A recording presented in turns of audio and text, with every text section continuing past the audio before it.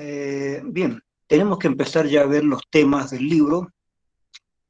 No siempre vamos a ver estos temas en el mismo orden en que están en el libro, porque yo diría que cada tanto cambia la psicología social y hay temas que son más importantes y otros que nosotros pensamos que deben ir precedidos por otros temas para recién entender el otro. Ese libro, así como está bien, se puede entender muy bien, pero después de los primeros capítulos yo voy a ir saltando de capítulos. Lo primero que tenemos que ver es cómo un ser humano llega a ser un ser humano, cómo se hace un ser humano adulto. Tenemos que ver que primero hay una niñez que va a estar al principio sostenida por su familia. El niño aprende a ser niño realmente con una familia que lo acoge. No se olviden que el nacimiento del ser humano lo deja en mucha indefensión. El nacimiento de los animales, por lo general, ya lleva un desarrollo implícito de una serie de habilidades, habilidades para correr, habilidades un poquito para defenderse, habilidades para orientarse, para comer, pero el ser humano nace muy indefenso. Como nosotros tenemos una serie de posibilidades que no tienen el resto de los animales, como el lenguaje, entonces nuestro sistema nervioso se toma su tiempo para desarrollarse. Así que el niño recién nacido no tiene muchas posibilidades de sobrevivir solo. Para empezar, va a tardar mucho tiempo en aprender a caminar. Al principio podrá gatear, digamos, pero él va a tardar mucho tiempo en caminar. ¿Por qué? Hay un desarrollo del sistema nervioso que es cefalocaudal y próximo distal. ¿Qué significa esto? Va desde la cabeza hasta los pies, es uno de los progresos del sistema nervioso. Y desde el centro, ¿sí?, hacia los costados. Es decir, que los dedos de los pies y los dedos de las manos es una de las últimas partes en desarrollarse en cuanto a motricidad se refiere. Nosotros tenemos un sistema nervioso mucho más rico en posibilidades que la mayoría de los animales, pero este sistema nervioso también, como les digo, tiene su tiempo de desarrollo. Y lo que debemos entender en otras cosas también es que la evolución del ser humano ha sido muy larga y nosotros estamos recién llegando a la etapa del desarrollo de la inteligencia. Hemos desarrollado cuestiones emocionales y cuestiones físicas durante cientos y miles de años, pero recién estamos desarrollando la parte racional. Esta es la última parte que estamos desarrollando. Por eso cuando uno dice, bueno, parece que estas personas son animales, estas personas, ¿cómo es posible que hayan hecho esto? Es porque no estamos evolucionados todavía. Esto de la evolución es una cuestión más compleja de lo que se supone.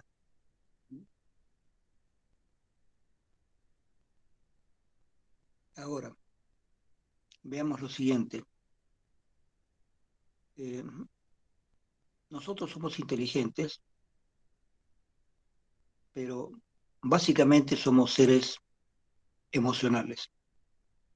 Emoción le vamos a llamar a todo acto que no pasa por la razón, no pasa por el razonamiento.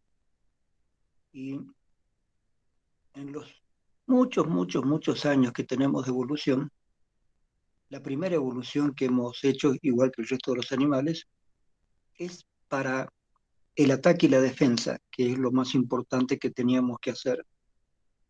Atacar a algo para comérselo o defenderse de los que nos quieren comer.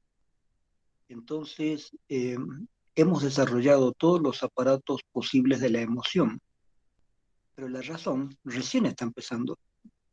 No somos seres racionales que nos emocionamos, somos seres emocionales que recién estamos comenzando a razonar.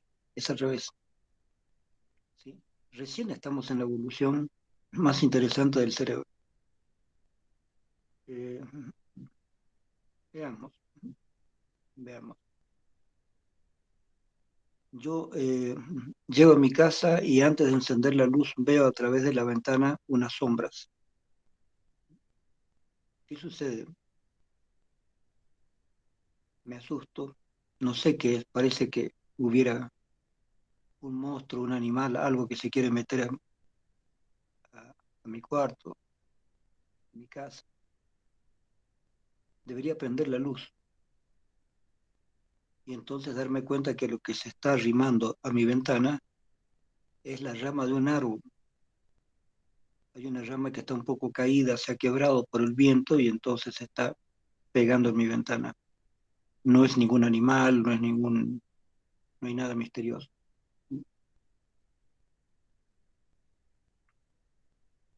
Pero lo primero que puedo tener es miedo. ¿Por qué? Cuando yo veo, hay un proceso relativamente largo para el entendimiento de lo que veo. Me llega esto al ojo, córnea, toda esta parte. Y esto impacta en el nervio óptico. El nervio óptico lleva el mensaje hasta la parte más densa del cerebro. Allí lo recogen, ese mensaje lo recogen neuronas que van a llevar el mensaje hasta el lóbulo occipital. El lóbulo occipital va a ver colores, formas, pero el lóbulo occipital no sabe qué es lo que está viendo. Trata de dar una forma a lo que está viendo.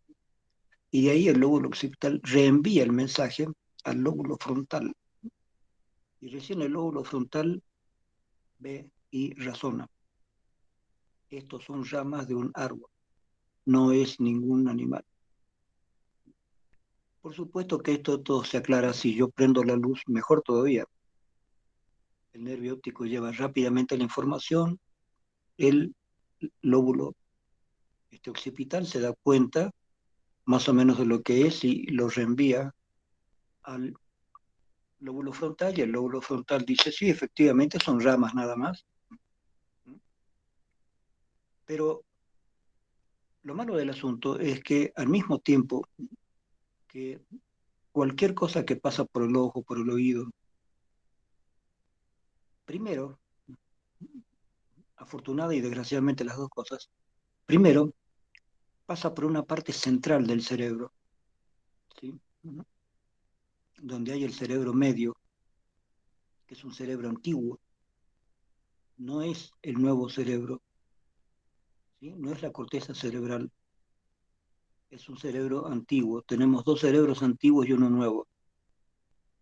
Este cerebro antiguo, el cerebro medio, el mesencéfalo, ahí hay una región que es puramente emocional y hay una cuestión que se llama amígdala, ¿sí? Es pequeña. Esta amígdala es el centro emocional por excelencia.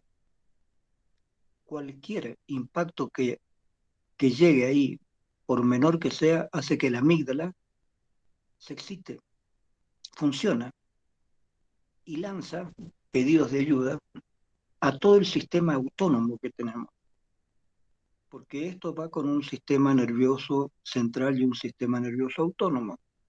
El sistema nervioso autónomo funciona sin que nosotros sepamos, sin que lo pongamos en movimiento conscientemente, que es bueno porque nos ayuda.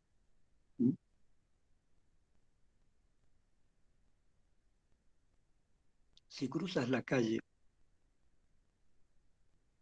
y de pronto alguien te pega un bocinazo, escuchas la bocina y saltas, es automático.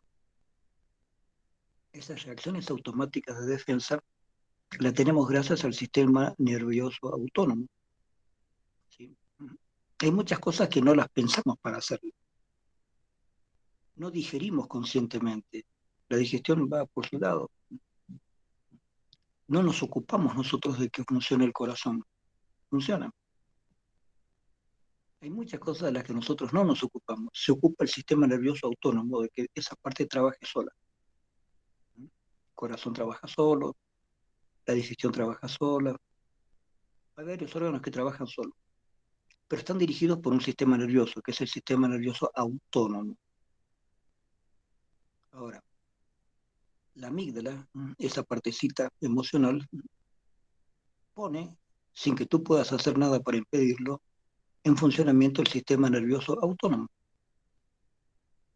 Entonces, aparecen las respuestas de ataque o de huida. Depende de qué es lo que creamos que hay que hacer en ese momento. ¿Mm?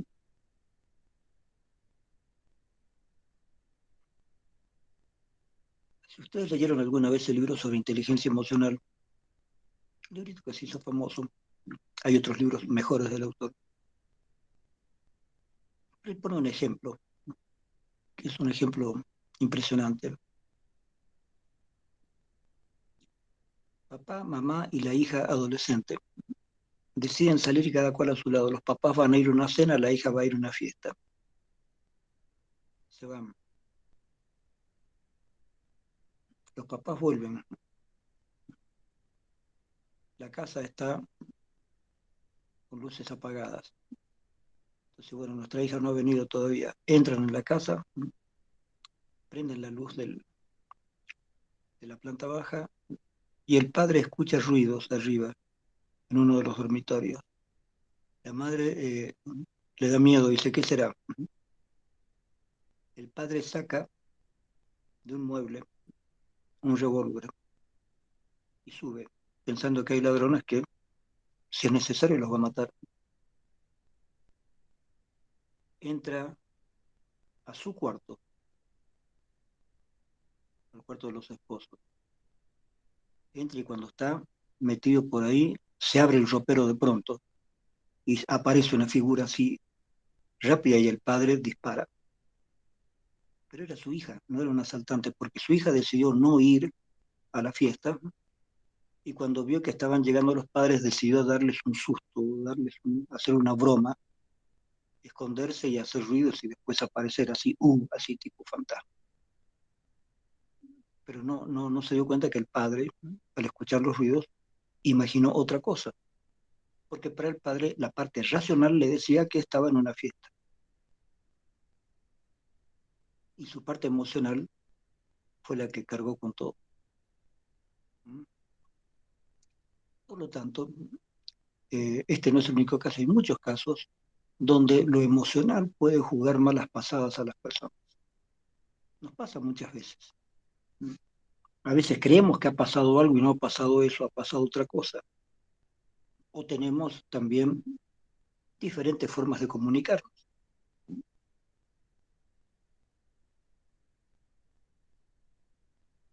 Hay algunas cosas en las que yo estoy de acuerdo del psicoanálisis, pero no por el psicoanálisis, sino porque yo he estudiado bastante la teoría de la comunicación.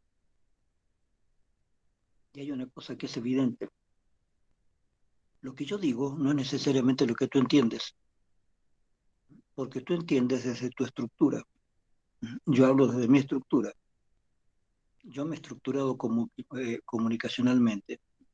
Mis comunicaciones con mis padres, con mi familia, tiene un tinte, digamos. Ese tinte rosado o celeste dice que cada vez que yo digo esto, los otros se ríen. O cuando yo digo esto, los otros se asustan. Es decir, tenemos claves de cómo utilizar las palabras en mi familia. Pero hay otra persona cuya familia tiene otras claves. Entonces yo le digo una cosa a esa persona y esa persona lo entiende mal. Es decir, no lo entiende mal, lo entiende de acuerdo a cómo él entiende esas palabras. Me ha pasado varias veces esto, a ustedes les debe haber pasado. Incluso puede pasar con palabras escritas, ¿sí? Hay que tener cuidado.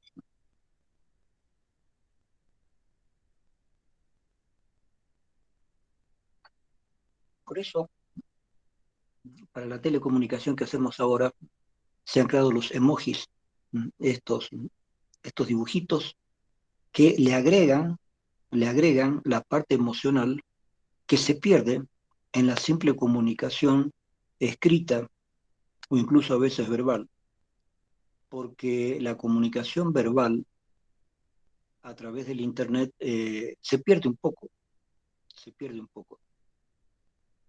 ¿Y por qué se pierde?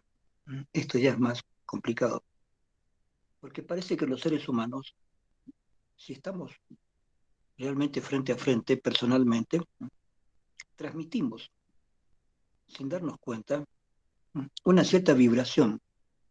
Pero esa vibración, más que vibración, está dada por señales muy sutiles de nuestro cuerpo, que le avisan a la otra persona, sí, el tono de mi voz y la postura de mi cuerpo es de relajación, es de humor, o es de agresión, o es de burla, ¿no es cierto?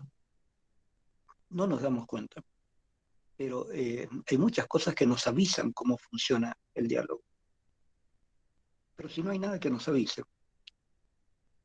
por ejemplo, ahora, si yo tuviera una charla con cualquiera de ustedes, aunque nos veamos a través de estas imágenes, no es lo mismo. Podríamos malentender algunas cosas, ¿sí? Eh, por eso es que, a pesar de que me gusta mucho y yo admiro todo lo que se ha logrado con la informática, pero yo sé que el diálogo a través de Internet todavía no es perfecto. Y por eso entonces están los emojis o hay que estar haciendo aclaraciones a cada rato sobre el tono emocional del lenguaje. Entonces tenemos, haciendo una cuestión muy básica, digamos, ¿no? Lo racional y lo emocional.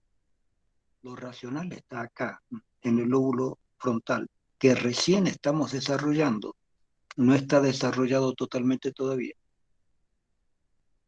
Es más, de toda la progresión de desarrollo del sistema nervioso, la última parte en desarrollarse es esta, y lo hace el adolescente. Recién entre los 18 y 19 años empieza a desarrollarse mejor esta parte. Y esta parte racional frena un poco la parte emocional.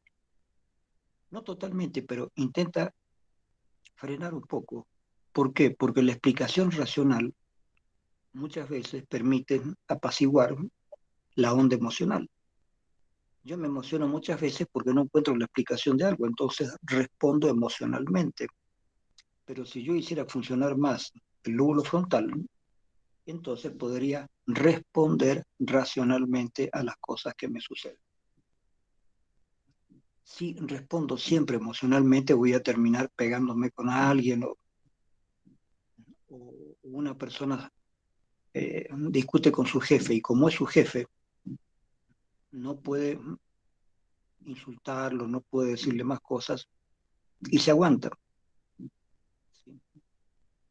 Al aguantarse, esa persona está ejerciendo una represión sobre una emoción que ya la tiene. No es que estén pidiendo la emoción ya apareció, tiene bronca contra su jefe, pero reprime la emoción para no insultar a su jefe. Como reprime la emoción, reprime toda la producción de jugos gástricos y una serie de cosas que se están produciendo. Entonces esa persona con varias experiencias de esas termina con gastritis o termina con alguna úlcera, ¿no es cierto? Reprimir el funcionamiento de nuestros órganos, cuando nuestros órganos responden a cuestiones emocionales, es bastante desagradable, o sea, produce problemas. ¿Sí?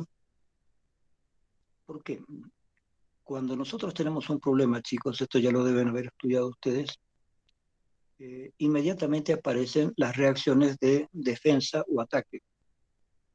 En cualquiera de los dos casos, yo voy a hacer que mi cuerpo segregue adrenalina, pero no es que yo lo haga conscientemente, es el sistema nervioso autónomo, que les dije recién, el que lo hace, y a partir de una señal de la amígdala, que es esa partecita pequeñita que está en el medio del cerebro, en el mesencéfalo, la parte emocional. La amígdala dispara toda la artillería que tiene de la parte autónoma. Entonces esa artillería está para que yo pueda escapar o para que pueda golpear a otro, escapar o defenderme. ¿Sí? Pero si yo quisiera defenderme o escapar, así nomás, podría quebrarme las piernas. Es necesario que haya adrenalina.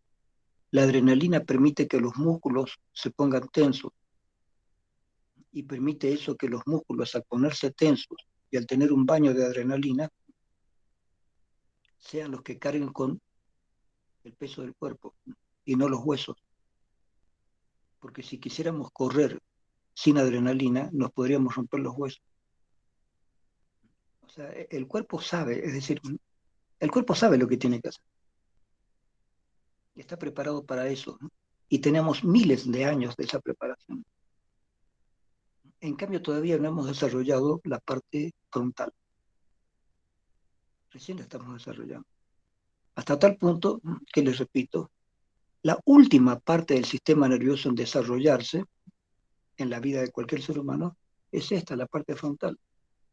Y eso ocurre recién a los 18, 19 años. Así que si ustedes están cerca de esa edad, son personas que recién están siendo totalmente racionales. ¿O ustedes alguna vez se ponen a recordar cómo eran ustedes en el colegio con los profesores? ¿Cómo fregaban a los profesores? ¿Por qué? Por ganas de fregar nomás. Un profesor podía ser bueno o malo, pero siempre había ganas de fregar. Es lo que se sabe de los chicos. Yo he sido profesor en colegio. Bueno, tuve suerte la mayoría de las veces. Tuve mucha suerte. Tuve buenos alumnos, pude convencerlos de lo interesante de la materia,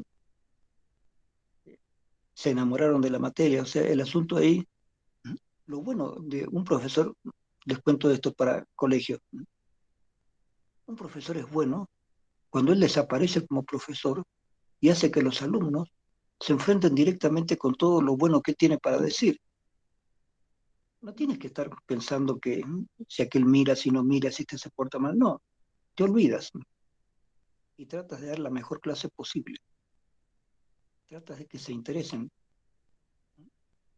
Les muestras cómo tú mismo estás interesado en todo eso. Y entonces baja un poco la expectativa de fregar al docente porque les interesa la materia. Si logras hacer eso, no tienes muchos problemas. Yo lo he logrado, lo he logrado. Eh, pero bueno, son experiencias diferentes que pasamos. Eh, pero lo importante de esto es que ustedes recuerden que hay un progreso del desarrollo del ser humano. Ahora, ese progreso del desarrollo no lo podemos hacer solo, lo tenemos que hacer con alguien. Nacemos indefensos. Hay un tiempo de desarrollo del sistema nervioso humano que es lento. No sabemos caminar. Sí se ha visto que un niño recién nacido, si logras que sus manitos se agarren una barra de hierro de lo que hay ahí, puede colgarse, ¿sí? Tiene mucha fuerza en las manos, mucha fuerza, puede colgarse un rato. Esa fuerza sí la tiene, pero no puede caminar. Aprender a caminar es un proceso un poco largo. Aprender a desarrollar su cuerpo. Les repito, el desarrollo va de la cabeza a los pies y del centro hacia la periferia. De manera que primero desarrollamos cabeza, cuerpo, piernas, pies. Los pies es lo último en desarrollarse y los dedos de las manos es lo último. Por eso no hay que apurar a un niño, cualquier niño, a que aprenda a tocar el piano, por ejemplo. Si el niño ha tenido un desarrollo precoz, perfecto. Y si no, hay que tener cuidado porque el desarrollo de los dedos, el manejo de las manos y de los dedos, no se da de inmediato. El niño tiene que tener por lo menos 5, 6, 7 años para que haya un buen manejo de los dedos. Eventualmente se puede hacer con ejercicios todavía lentos, ¿no? Que tienden a que el niño pueda producir sonidos y entender los sonidos. Entonces, así se puede. Yo estudié piano desde los 4 años hasta los 10 años, pero obviamente era un asunto que nos daban a muchos niños en aquel tiempo y no no surtía ningún efecto porque nuestros papás no tenían dinero para comprar un piano. No habían pianos pequeños que hay ahora para poder practicar. Entonces un piano grande era carísimo. La mayoría de nuestros papás de clase media no tenían dinero para comprar un piano. Entonces nos mandaban a aprender piano, pero estábamos en la casa del profesor o de la profesora y estábamos ahí un rato para ejercitar, pero eso solo no era suficiente. Así que al final nos cansábamos y dejábamos. Pero sí, si, si existe la posibilidad, hay niños pequeños que pueden tener habilidades prácticas, habilidades neuromotoras para poder ser buenos pianistas. Y hay que aprovechar y ejercitar eso. Lo otro es la posibilidad que tiene el cerebro de poder entender la comunicación. Y esta parte es increíblemente importante. Eh, Vean, al finales del siglo XIX se encontraron dos casos. Hay uno que lo recuerdo mejor, de niños criados en bosques o en selvas. Fueron arrojados ahí por los padres y se criaron con animales. Sobrevivieron gracias a animales. En un caso creo que fue con monos y en otro con lobos. ¿Sí? O sea, el mito de Tarzán no es un mito, o sea, han habido casos así. Pero bueno, otra cosa es la leyenda literaria. Ahora, a estos chicos que encontraron que estaban con lobos, tuvieron que enseñarles primero a hablar, y eso tardó mucho tiempo, y nunca se logró del todo. Y tuvieron que ayudarles a que estén más rectos, porque estaban a cuatro patas como si fueran lobos. Entonces, biológicamente sobrevivieron, pero no sobrevivieron como seres humanos, sino como animales. ¿Por qué? Porque no hubo nadie, no hubo un contexto humano que les permitiera desarrollar su sistema nervioso en el orden correcto. Y el desarrollo del sistema nervioso sigue patrones muy, muy específicos. Primero después esto, y no vuelve atrás. Se está ahora produciendo seguramente en laboratorios esa posibilidad, pero normalmente el sistema nervioso, por lo general, no vuelve atrás. Es decir, una vez que pasó una etapa de desarrollo, pasó. Si se desarrolló, bien, si no se desarrolló, qué pena, porque el sistema nervioso sigue progresivamente su ritmo de desarrollo. Esto se ha hecho con animales, no se ha hecho con seres humanos que yo sepa, ojalá que no, pero con animales se ha hecho, con ratones. El siguiente hecho, nacieron varios ratones y a una parte de esos ratones los dejaron a oscuras y otros los sacaron a la luz. Finalmente, cuando termina ese experimento, a los ratones que se han criado a oscuras y a los otros los ponen este, para que actúen y resulta que los ratones que están viendo la luz por primera vez sencillamente no ven nada, están ciegos. Nadie los ha tocado, pero están ciegos. ¿Por qué? Porque en todos los animales, nosotros somos parte del reino animal, en todos los seres biológicos hay un plazo para que se cumplan ciertos desarrollos. Entonces hay un plazo que el sistema nervioso del ratón da para el contacto visual. Se necesita que haya luz para que la luz pase por la córnea y la córnea active el nervio óptico. El ojo activa el nervio óptico y el nervio óptico lleva la sensación de luz hasta las neuronas que tienen que llevar esto a la parte occipital. Y de ahí, entonces, todo el proceso. También va a la parte emocional, va por dos vías siempre. Pero si a un niño le hiciéramos este experimento y pasa la etapa donde debería desarrollar la vista y no la desarrolla, se queda ciego para siempre. porque el sistema nervioso no vuelve otra vez a hacer ese desarrollo, ya pasó, ahí está la etapa. Entonces el sistema nervioso tiene etapas de desarrollo. Cuando pasó esa etapa, el sistema nervioso no vuelve atrás, ¿sí? Espontáneamente el sistema nervioso no vuelve atrás, ninguna de las etapas. Por eso después lo que hay que hacer es una reeducación, enseñar al sistema nervioso a que de nuevo haga lo que no pudo hacer. Pero no siempre resulta exitosa este procedimiento, ¿no? No siempre se logra. Entonces, estos niños pasaron por la etapa del aprendizaje del lenguaje. Y cuando hubo el aprendizaje del lenguaje, cuando el sistema nervioso dijo, bueno, ahora veremos el lenguaje, resulta que los niños no estaban con seres humanos, estaban con lobos. Entonces aprendieron todo lo que hacían los lobos. Entonces aullaban como lobos. El aullido de lobo para ellos era importante porque se comunicaban con su familia de lobos. No sabían articular las palabras. Costó mucho y creo que se llegó a la mitad nomás, ¿no? No lograron que los chicos aprendieran muy bien el lenguaje humano. Lo salvaron los chicos, biológicamente lo salvaron, pero socialmente quedaron a medias.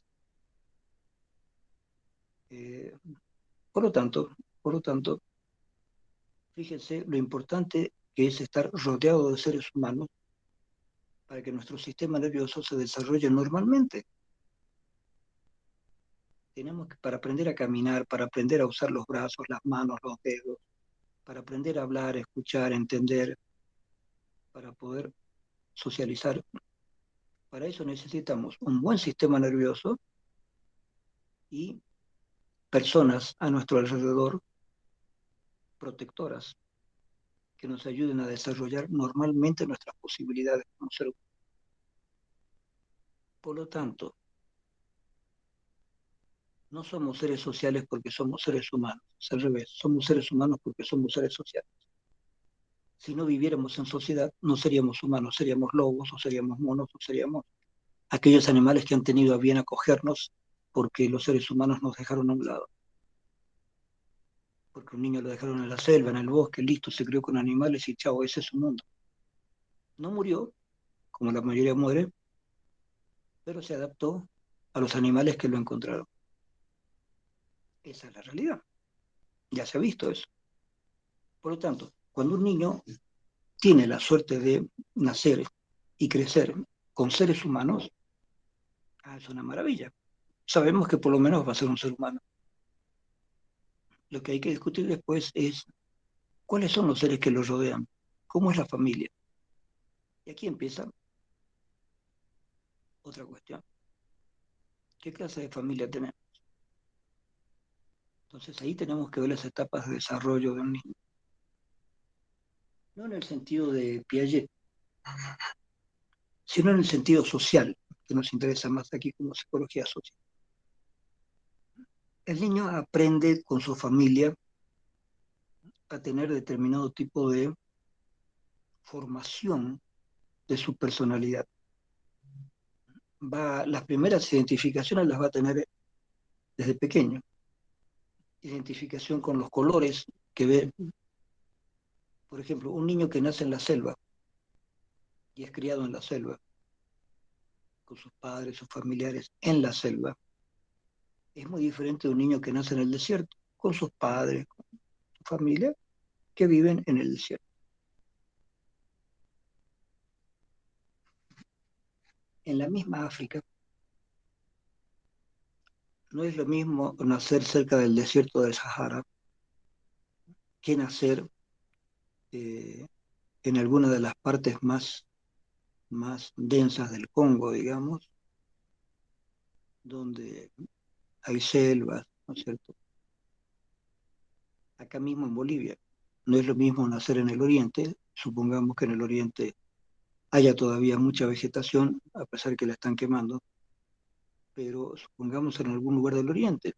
Normalmente la gente oriental se ha criado entre ríos, selvas, es un tipo de experiencia muy diferente del niño que nace en el altiplano, donde no hay demasiados árboles, no hay mucha vegetación, donde lo desértico es más frecuente. Entonces, el acostumbramiento del niño al medio ambiente es importantísimo, importantísimo. Por ejemplo, fíjense, la gente que vive en la selva sabe más que tú de cómo es andar en la selva.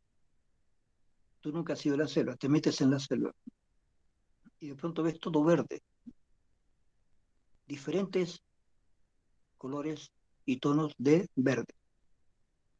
Un verde oscuro, un verde claro, todas las plantas que te puedas imaginar están ahí.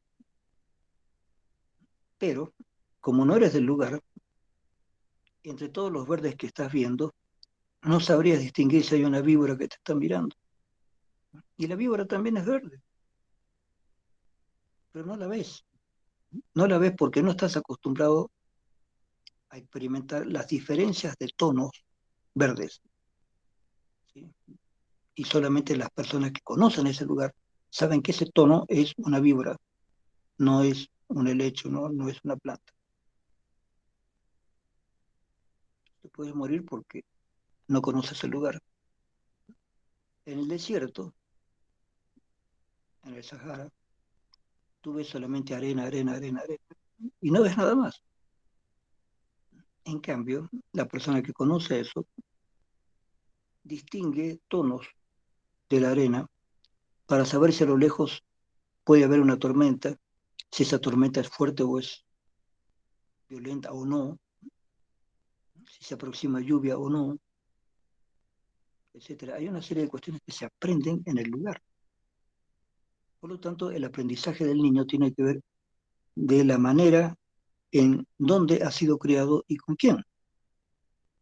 Si han habido padres amorosos que han hecho que el niño se pueda adaptar al ambiente, o si ha habido padres de poca paciencia, si el niño ha sufrido castigos, o si ha sufrido indiferencia, con padres medio poco comunicativos, donde el niño ha tenido que por sí mismo tratar de entender el mundo en el que está.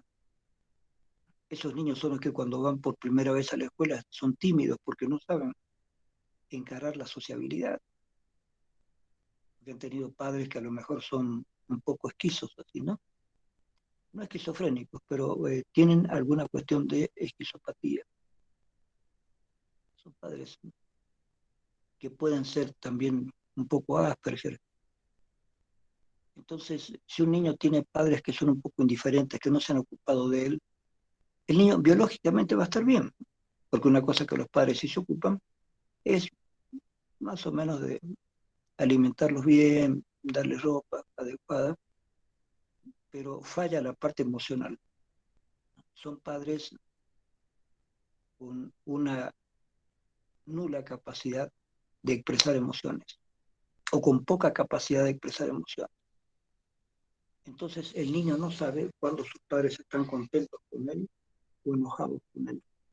No lo sabe, porque la actitud de los padres es la misma.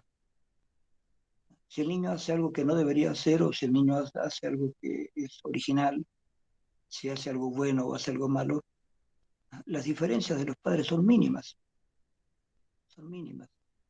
Son padres un poco impersonales, digamos. Y eso le hace daño a un niño, porque cuando va al jardín de infantes y después a la escuela, se encuentra con que nunca encaja del todo. Es el niño tímido que no encaja, que no entiende el mundo. Si las cosas no se arreglan en su momento adecuado, ese niño puede ir camino a la esquizofrenia. Eso lo describió muy bien Ronald Lange en sus obras. Por eso yo daba a Ronald Lange hace mucho tiempo atrás.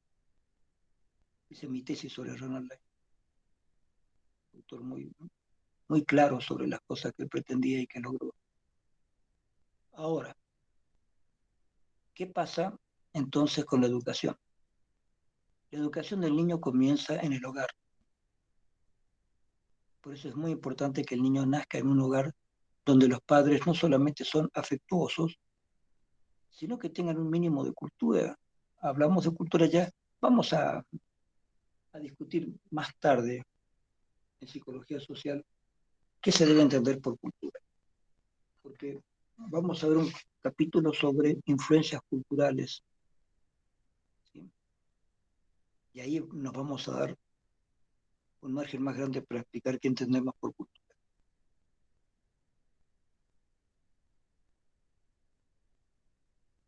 Pero hay padres que saben más y otros que saben menos. Los que saben menos y son inteligentes, aunque sepan menos, pondrán todo su esfuerzo porque su hijo vaya a la escuela y que tenga amigos, que los lleven a sus casas, que los niños vayan aprendiendo cada vez un poco más, aunque sea con los vecinos. Es decir, un padre inteligente trata de que su hijo aprenda a como de lugar, cuidando al hijo también, que no se meta en cualquier parte. Eh, y el niño va aprendiendo, obviamente, se aprende. Ahora, este periodo de aprendizaje tiene varias etapas. La etapa del jardín de infantes, de la escuela primaria, del colegio secundario y de la universidad. Son etapas diferentes. Ustedes deben recordar cómo es que llegaron a la universidad, qué etapas son las que ustedes pasaron. A lo mejor ustedes fueron a un jardín de infantes o a lo mejor no, pasaron directamente a la escuela primaria, que fue lo que me pasó a mí, porque en mi época, yo nací en el 46, no había jardines de infantes donde nosotros vivíamos, así que fui directamente a la escuela primaria. La escuela primaria preveía un primer grado inferior y un primero superior, digamos. Más o menos estaban haciendo el símil de un jardín de infantes. Entonces yo entré al primer grado inferior, que era como una especie de jardín, pero inmediatamente me pasaron al superior porque yo ya sabía leer y escribir y varias cosas. Porque mi padre me había dado lecciones previas en mi casa. Entonces a los 4 años yo sabía leer, sabía escribir, tocaba un poco de piano, aprendí un poco de inglés. Todo esto fue por obra de mi papá. Entonces cuando me metieron en la escuela yo ya tenía, digamos, una estructura más o menos definida de ciertos conocimientos. Sin embargo, a mí me hubiera hecho muy bien estar en un jardín de infantes, ¿no? Porque la parte emocional la tienes que manejar con niños de tu edad y con profesoras específicas de jardín de infantes. Yo hice un jardín de infantes con un grupo de gente. Nos instalamos en Cochabamba, hicimos el primer jardín de infantes bueno que hubo en Cochabamba, que se llamaba Kindergarten Campanita. ¿Sí? Algunos amigos que tengo, como Quilina Anaya, ha sido alumno en el jardín de infantes. ¿Sí? O sea que a Quilina Anaya lo conozco del jardín de infantes hasta ahora. No es el único, hay otros licenciados también que no están trabajando acá en la U, pero ya han sido mis alumnos también del jardín de infantes. Eh, pero hicimos ese jardín de infantes porque era necesario hacer un jardín de infantes bien hecho, con personas que estudian cómo se hace un jardín de infantes y cuáles son las reglas de juego en el jardín de infantes. ¿Para qué? Para que el niño desarrolle su parte emocional más que nada. El jardín de infantes no es para aprender a leer y escribir, es para desarrollar todo el sistema nervioso en su parte funcional y en su parte emocional. Es para eso el jardín de infantes, para nada más. Ahora, si el niño ya sabe leer y escribir, está bien. Si sus padres le han enseñado idiomas, está bien. En el jardín de infantes no deteníamos el progreso de un niño que estuviera progresando en cuestiones intelectuales. Pero ese no era el objetivo del jardín. Eh, Eventualmente algunos padres querían que hiciéramos escuela primaria, pero no quisimos porque estábamos especializados en hacer solo jardín de infantes. ¿Sí? Eh, Eventualmente algunos padres hicieron por su cuenta un colegio privado, más o menos con las reglas del jardín de infantes. ¿Sí? y le pusieron el nombre del que inventó la palabra kindergarten. Funciona todavía. La palabra kindergarten es alemana. El que creó el kindergarten era alemán. Y habría que decir kindergarten. Kindergarten significa jardín de niños. Garten es jardín, garten. Y kinder es niños. Kind es niño, kinder es niños. Jardín de niños. Por lo tanto, nosotros acá en Bolivia, en Latinoamérica en general, como no estamos acostumbrados a poner las palabras un poco al revés, no estamos acostumbrados a decir niño jardín, sino decimos jardín de niños. Entonces, usamos la palabra kinder como si fuera jardín, pero no, kinder significa niños. Deberíamos decir garden en todo caso. ¿Dónde llevas tu niño? Al garden. Parecería raro. Decimos, ¿dónde llevas a tu niño? Al kinder Campanita, donde está el Barras. Está bien, hablamos mal, pero no nos interesa. Porque estamos diciendo, ¿dónde llevas tu niño? Al niños. Es lo que estamos diciendo y la gente no se da cuenta porque no sabe alemán. En inglés es parecido, ¿no es cierto? Pero, pero no, hay que decirlo en alemán porque el que creó el jardín de infantes era alemán, ¿no?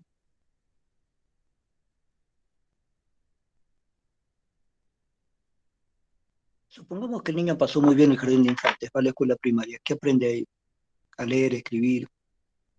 Ahí sí, hay que ver, recién ahí, si al aprender a leer y escribir tiene algún problema, dislexia o algún problema de esto que puede aparecer.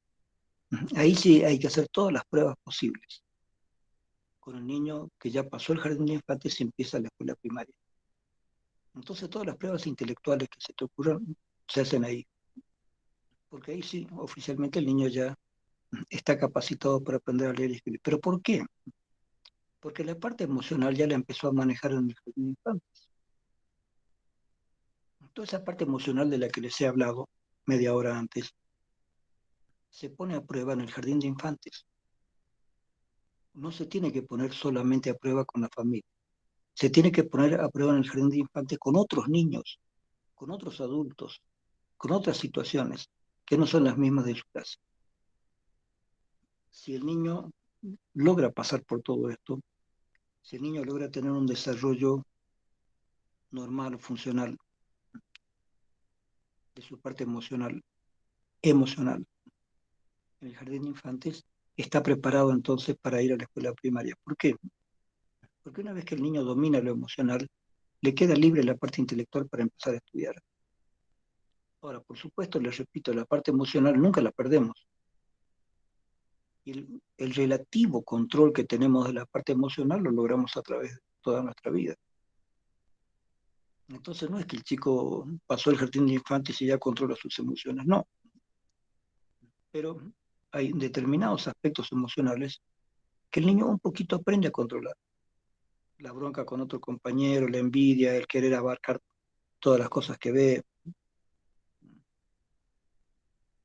Si les damos a 4 niños en una mesa juguetes, es posible que alguno de los niños agarre todos los juguetes para él. Dice, esto es mío. No tiene conciencia de que le estamos dando eso para los 4 que están en una mesa. Hay uno que supone que es para él y que él tiene todo el derecho de acaparar, ¿no es cierto? Son cosas muy frecuentes que se ven en el jardín de infantes. Entonces, ese chico tiene que aprender a compartir. Aprender a compartir es bastante difícil, no crean que es fácil. Y eso no se puede aprender en el hogar, hay que aprender en el jardín de infantes, con personas adultas que no son sus papás, son las maestras, con niños que no conoces, pero tienes que aprender a convivir. Entonces, el jardín de infantes es para poner a punto, en la medida de lo posible, el control emocional. La primera fase del control emocional. el egoísmo, las rabietas, todo este tipo de cosas se empieza a controlar ahí en el jardín de infantes. No lo va a hacer él solo en su hogar, porque sus padres pueden ser o demasiado pasivos o demasiado impacientes. Entonces los padres muy pasivos van a dejar que el niño haga lo que le dé la gana y el padre impaciente le va a pegar a su niño y le va a dar un aspecto de niño sufrido o de niño temeroso.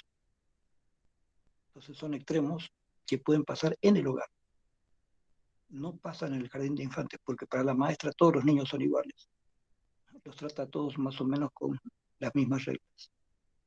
Y el niño tiene que aprender a convivir con otros. Lo interesante, por ejemplo, son los diálogos. Los diálogos de los niños en el jardín de infantes no son diálogos, cada uno de ellos habla solo,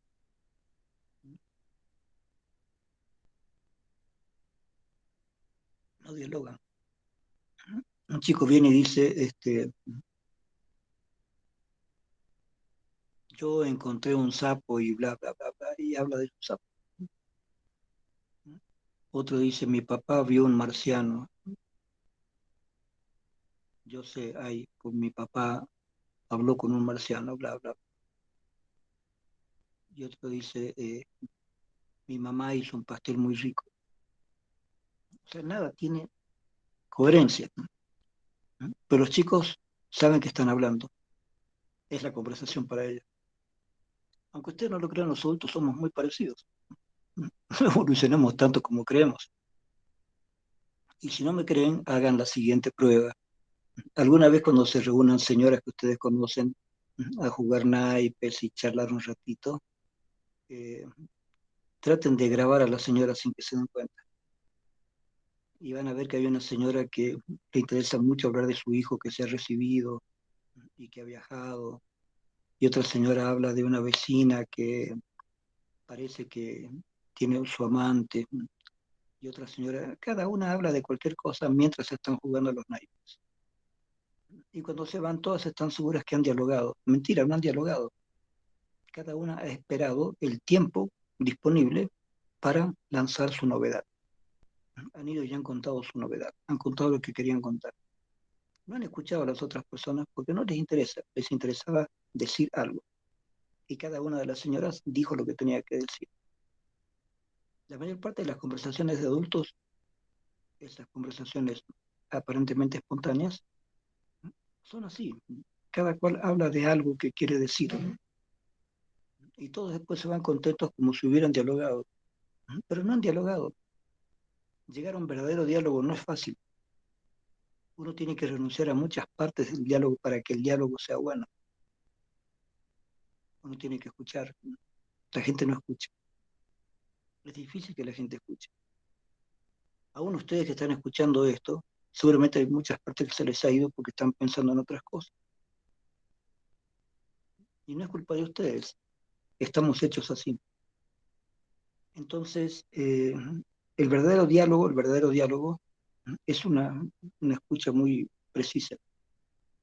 Por eso es interesante cuando hay diálogos de dos sujetos, digamos, de dos filósofos, o de dos escritores, o de dos artistas, y hay un diálogo. ¿No? O cuando un periodista muy especializado le hace un reportaje a un escritor, o a un artista, o a un científico, ahí también hay un diálogo.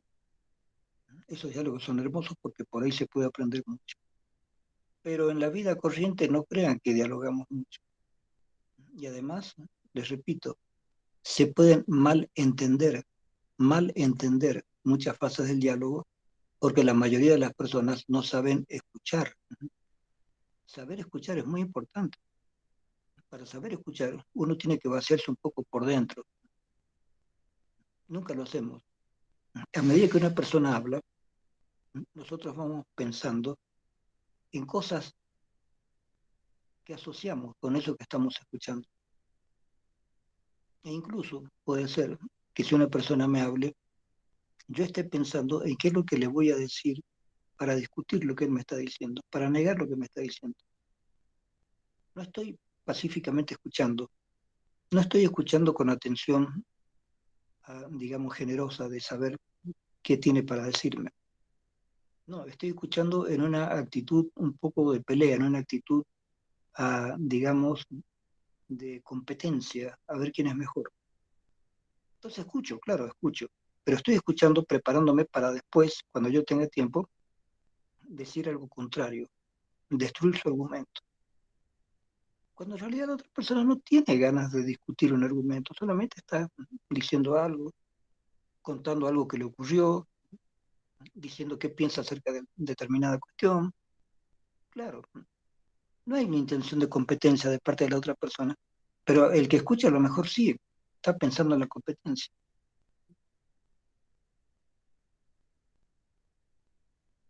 Si la persona que está hablando finalmente, como ve que le contestan de manera un poco competitiva, también entra en la competencia, ahí tenemos ya una discusión. Cuando la discusión es una discusión consciente de dos profesores, de dos científicos, que están discutiendo algo para ver qué resulta de esa discusión. Es lindo. Pero cuando la discusión es puramente emocional, donde cada cual quiere demostrar que sabe más o que tiene la razón, esas discusiones terminan mal por lo general. Empieza una discusión que puede ser interesante a nivel intelectual, pero finalmente, como hay una parte emocional detrás de eso, la discusión termina en el aspecto emocional nada más. Ahora, todo esto que yo les estoy diciendo depende mucho también de la educación que una persona haya recibido. Por lo tanto, la educación de la persona en el hogar y en el jardín de infantes, escuela, colegio, universidad, toda esa etapa, asistida casi siempre por la familia que hay alrededor o por la cultura en la que estamos, determina mucho la personalidad de alguien. Eh, no soy determinista, pienso que el ser humano tiene muchas posibilidades de cambiar por sí mismo, pero hay sí un peso fuerte de la determinación por las circunstancias en que una persona vive, circunstancias familiares, sociales, porque lo otro que tenemos que ver es lo siguiente. Vean, si una persona no trabaja, si una persona solamente va al jardín, va a la escuela primaria, va al colegio secundario, va a la universidad, no trabaja, se recibe, se recibe cualquier profesión y recién comienza a trabajar. Ahí, cuando recién comienza a trabajar, ahí termina recién su etapa de socialización, porque ahí se va a encontrar con el mundo tal cual es, no tal como él cree por los cuentos o las historias, tal cual es. Ahí se va a encontrar con la competencia, se va a encontrar con el egoísmo, se va a encontrar con eh, la forma torpe con que trabajan algunos jefes, se va a encontrar con el autoritarismo, se va a encontrar con peleas entre grupos y él va a tener que elegir a qué grupo va a apoyar, se va a encontrar con cosas que no le van a gustar, pero a las cuales va a tener que adaptarse porque es un ser social. Si logra adaptarse, bien. Si no logra adaptarse, ni modo, porque perderá su trabajo. Yo he perdido varios trabajos. Cuando me trataban mal, dejaba. No hay que hacer eso. Bueno, yo lo hice en una época en que tuve mucha suerte porque inmediatamente encontré otro trabajo similar, donde me pagaban muy bien. Tuve suerte. Pero no tendría que haber hecho lo que hice de cambiar de trabajo porque no soportaba ninguna injusticia que me hicieran a mí o que le hicieran a otro. Así que se ve que mi etapa de jardín de infantes no fue buena, ¿no?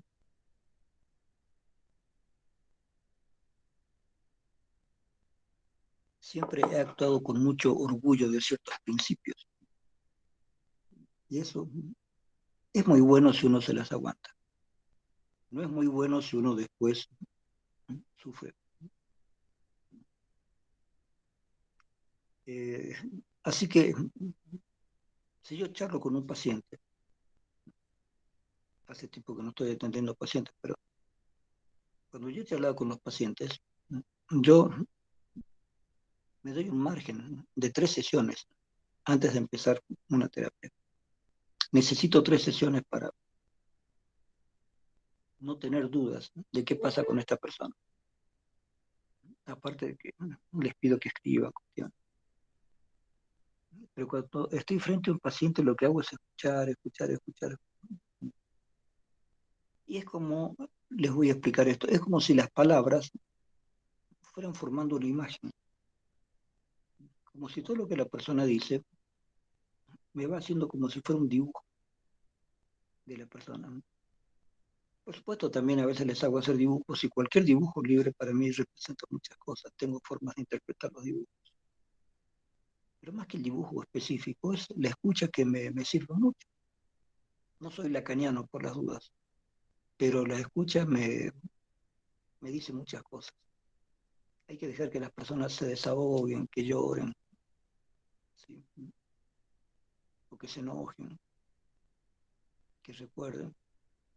Y recién después va a empezar un diálogo muy preciso para que la persona poco a poco se entere de quién es, de qué es lo que le está pasando, qué es lo que realmente le está pasando y no lo que él cree que le está pasando, qué es lo que realmente debería hacer y no lo que él cree que debería hacer, etcétera, etcétera, etcétera. Con los niños es muy lindo trabajar, es muy lindo trabajar. Yo he trabajado con niños que tenían problemas serios y los han resuelto. Pero es lindo trabajar con niños porque la expresión de su problema aparece bastante nítida y el cambio de conducta también es bastante nítido y rápido. Por eso me ha gustado trabajar con niños. Eh, con las personas adultas no, porque la persona adulta ya está muy estructurada, no puede cambiar en 24 horas. No sería bueno que lo haga tampoco, no sería bueno que lo haga. Una superterapia que en 24 horas arregle una persona me resultaría sospechosa, como también me resultaría sospechosa una psicoterapia que dure 5 años, 10 años. Ahí hay algo sospechoso también. Sospechoso por parte del profesional que está haciendo esa terapia. Ese profesional tiene que explicarme bien si no cree que esa persona necesita una terapia médica, ¿sí? Ayudarle al paciente con algunos medicamentos, una terapia psiquiátrica o qué es lo que está pasando. O sea, no puedes estar años y años con un paciente. No es bueno. Tú te conviertes como en el bastón del paciente. El paciente te busca para seguir viviendo. Eso está mal. Eso está mal.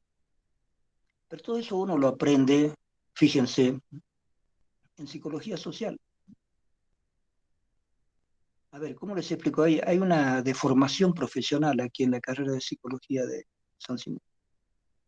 Esa deformación profesional llega a decir lo siguiente, y esto tiene la culpa los psicoanalistas. Siempre me dicen que yo hablo mal de los psicoanalistas. No, comento lo que a mí me parecen errores del psicoanálisis y de los psicoanalistas. Y un error grande es pensar que todo se puede reducir a lo clínico. Y no es cierto. Al contrario, muchas cosas aparentemente clínicas son nada más que un reflejo de algo social.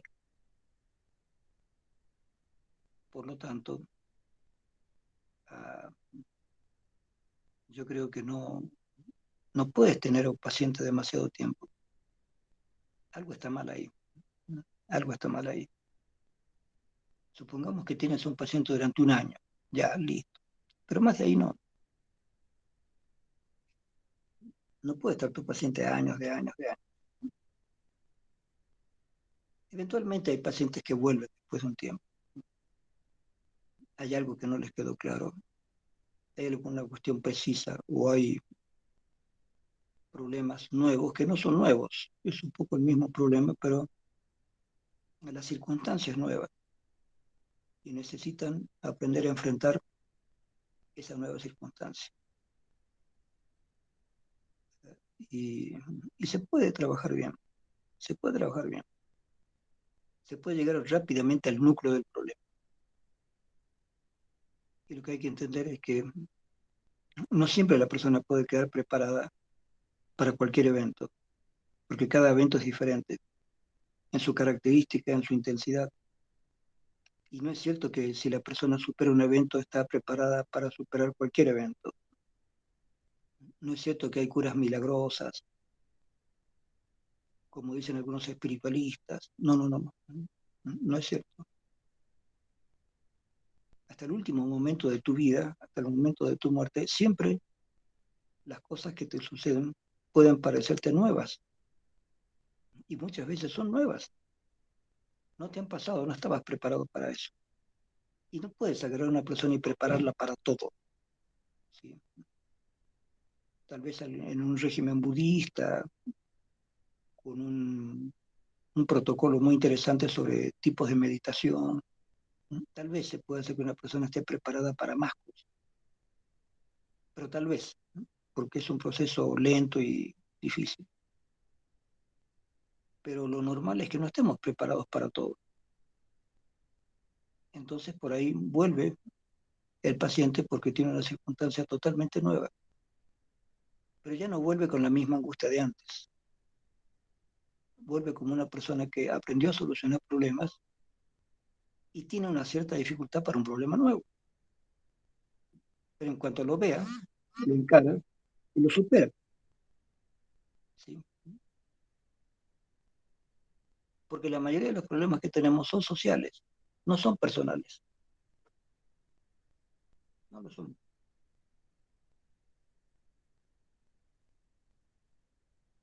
Vivimos en sociedad, así que a la corta o a la larga nosotros aprendemos a ver que los problemas son sociales, no son personales. La sociedad en que vives, poco a poco, produce determinados problemas. Los problemas que se producen en Cochabamba no son los mismos que se producen en Santa Cruz, por hacer un ejemplo así un poco brusco. Me decía una persona, en uno de los viajes que he hecho a Santa Cruz, tengo muchos amigos en Santa Cruz, me decía, mira, dice, la cuestión es así, aquí en Santa Cruz, si una persona emprende, hace un emprendimiento de negocio, de empresa, todo el mundo viene y le ayuda, les alegra que una persona haga una empresa. Porque ¿cuál es la psicología? Es, ¿no? Si a ti te va bien, a todos nos va a ir bien, porque el logro de esa persona también va a hacer que haya más, eh, haya más circulación de la riqueza del lugar. En cambio, en Cochabamba, si alguien hace un emprendimiento, lo más probable es que los demás vengan a tapar el emprendimiento, a destruir su emprendimiento. No quieren que la persona triunfe. Les da bronca que la persona triunfe y tratan de destruirlo. Ese es más o menos el concepto que se tiene de la forma de trabajar en Cochabamba y en Santa Cruz. En Santa Cruz la gente es más generosa, es más participativa y como les digo, les gusta que a alguien le vaya bien porque eso significa que les va a venir bien a todos. Va a haber circulación de riqueza. En Cochabamba no. En Cochabamba nadie quiere que otro triunfe. Va a tratar de destruirlo para que solamente él quede. Aunque eso haga que Cochabamba como ciudad nunca crezca.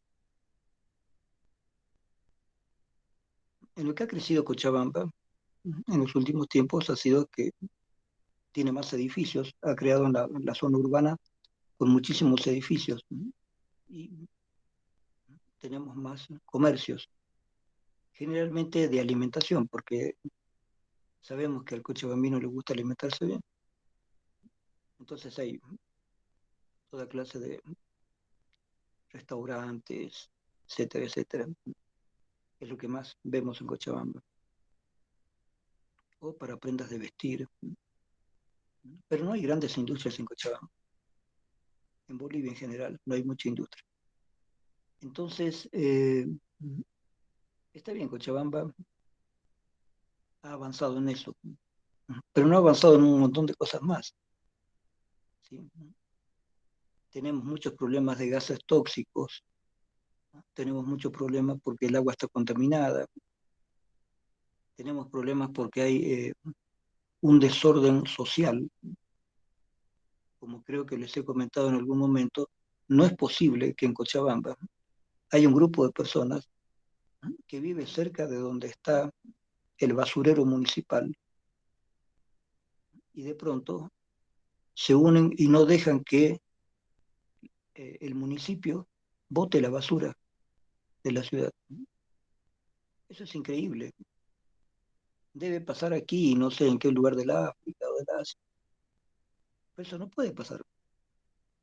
No pueden los vecinos apropiarse de algo que es público, porque si no, el día de mañana hay algunos vecinos que se van a apropiar del agua potable. Entonces van a ser capaces de que no tengamos agua potable porque hay un montón de vecinos que dicen, no, es nuestra. Nosotros no vamos a dejar entrar a nadie acá. No hay agua potable para nadie. O lo que es peor, pueden meterse allí y poner veneno en el agua potable. Entonces hay cosas que no se pueden concebir, o sea, no puedes pensar ese tipo de dramática social, de desviación social. Entonces, una persona que crece en una ciudad como Cochabamba, donde no hay reglas claras para la sociedad en la cual vivimos, a la larga esa persona va a tener problemas serios, porque va a crecer contra la sociedad donde vive porque no le gustan las cosas que suceden, o se mete dentro de la misma ley de la sociedad en que vive, y esa persona se vuelve también tramposa, se vuelve una persona que puede vulnerar la ley, y una sociedad sin ley ya no es una sociedad, es una guerra permanente. Hay guerra cuando se rompe la ley. Y la ley no lo estoy diciendo solamente en sentido psicoanalítico, porque el problema de una ley general es algo que se piensa desde hace mucho tiempo. Tiene que haber un concepto de ley. Eso ya lo dijeron los romanos y los griegos. El concepto de ley es el concepto de orden, donde cada cual tiene un lugar. No puedes irte mucho más allá de tu lugar. Entonces, si hay ley, si hay orden y se respeta, entonces sí estamos en una sociedad armónica en la cual los niños pueden crecer bien y pueden ser finalmente buenos ciudadanos porque hay una armonía, ¿no es cierto? Si no, nos encontramos con serios problemas. Todo esto entonces tiene que ver con el primer capítulo, los primeros capítulos, chicos, que tiene que ver con socialización. ¿Cómo es que nosotros llegamos a ser sociales en el sentido de adaptarse a la sociedad y no de estar confrontando a la sociedad? Los psicópatas son aquellos que están en contra de la sociedad. Tenemos que ver entonces qué entendemos por ser social para entender qué pasa con los seres no sociales o antisociales. Bien, chicos, terminamos la clase aquí. Continuamos la próxima. Empiecen a leer bien, por favor, los 3 o 4 primeros capítulos del libro. Sobre esas cosas vamos a hablar. Gracias, chicos. Chau, chau. Gracias, hasta luego. Hasta luego, Alicia.